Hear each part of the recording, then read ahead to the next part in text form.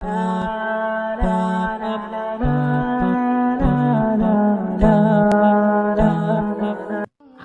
का खराब रवैया देखकर हर बीवी के सामने 3 रास्ते होते हैं और हर बीवी इन 3 रास्तों में से एक रास्ता जरूर चुनती है।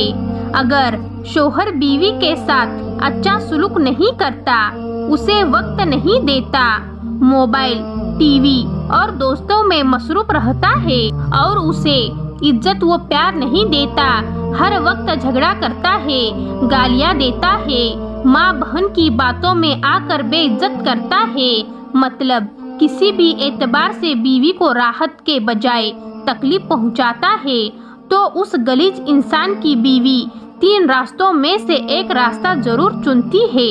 पहला रास्ता, कुछ बीवियां जो ईमान की कमजोर होती है वो शोहर के खराब रवैये को देखकर गैर महरम से राब्ता बना लेती है, फिर उसके साथ अपने सुख दुख शेयर करने लगती है और वो शख्स भी उसके साथ बहुत हमदर्दी से पेश आता है। हमदर्दी वाला ये ताल्लुक पहले दोस्ती में तब्दील होकर बड़े गुनाहों की तरफ ले जाता है। ऐसी सूरत में शोहर, बीवी और उसका हमदर्द तीनों ही गुनाहगार ठहराएंगे। दूसरा रास्ता, कुछ बीवियां ईमान की मजबूत होती है लेकिन हिम्मत की कमजोर होती है। अगर उनका शोहर उनके साथ खराब रवैया रखता है तो ये बीवियां अपनी इज्जत आबरू की तो हर दम हिफाजत करती है लेकिन अंदर से मुकम्मल टूट जाती है। उनका हंसना रस्मी होता है, उनकी मुस्कुराहटें रस्मी होती है, उनकी बोलचाल रस्मी होती है, उनका लोगों से मिलना और बोलचाल करना रस्मी होता है। ये दिन की रोशनी में अंदर ही अंदर घुटती है और रात के अंधेरे में खून के आंसू रोती है। ये बीवियां जिंदा लाश बनकर जिंदगी गुजारती है और आखिरत के दिन बीवी का शोहर उस वक्त तक जन्नत में दाखिल नहीं हो सकेगा जब तक बीवी के आंसू का हिसाब ना दे दे, क्योंकि अल्लाह ताला अपने हुकूक तो माफ कर देगा लेकिन अपने बंदों के हुकूक तब तक माफ नहीं करेगा जब तक सामने वाला माफ ना कर दे। अब तीसरा रास्ता क्या है, जरा ध्यान से सुनिएगा। इस तीसरे किस्म के रास्ते पर चलने वाली बीवियों का ईमान मजबूत तो होता ही है, साथ में ये हिम्मत और इस्तकलाल की पड़ाव भी साबित होती है। ये मायूस नहीं होती बल्कि फिक्र करती है। ये शोहर के खराब रवैयों को खुद के लिए चैलेंज तस्वूर करती है, किस तरह शोहर को अपने तरफ माइल किया जाए। ये शोहर के गुस्से पर सामने से जवाब नहीं देती, सब्र करके बर्दाश्त करती है।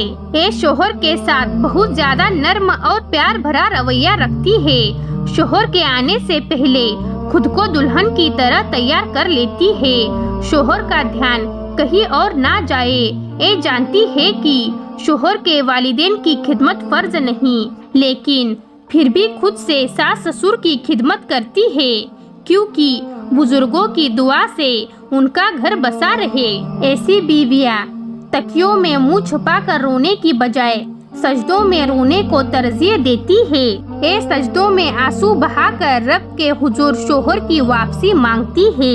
ऐसी बीवियां तहज्जुद में उठकर रब की बारगाह में हाजिरी लगाती है और आंखें नम किए अपनी आह उस रब के सामने रखकर अपनी खुशियाँ मांगती है और अल्लाह ताला भी उनकी हिम्मत और मदद के लिए पुकारने पर उन्हें मायूस नहीं करता। उनकी हिम्मत, सब्र, कुर्बानियों का फल देते हुए उनके शोहर का दिल उनकी तरफ कर देता है। अब आप बताइए, अब अक्लमंद बीवी कौन सा रास्ता चुने?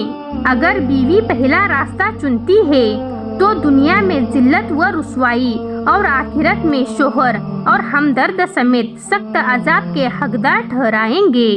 अगर बीवी दूसरा रास्ता चुनती है तो गलीज शोहर की वजह से अपना ही दिल जलाती है, अपना ही खून जलाती है, अपने को तकलीफ देने के सिवा कुछ हासिल नहीं होगा, लेकिन उसको अल्लाह ताला के यहाँ इस सब्र और इज्जत व आबरू की हिफाजत करने पर बेतहाशा अज्र व सवाब मिलेगा।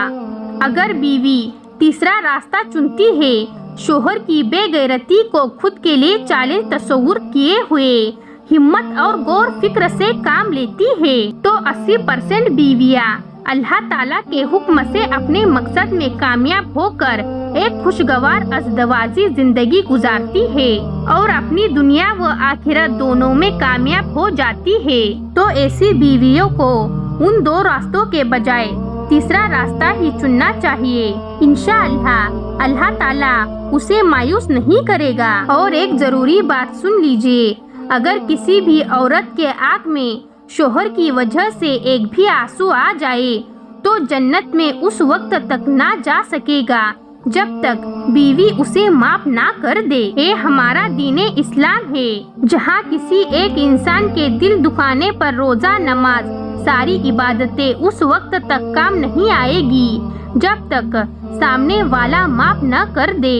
यानी हुकूक अल इबादत की कोताही से बचे और कोशिश करना चाहिए कि शोहर की वजह से बीवी के आंखों में आंसू ना आए।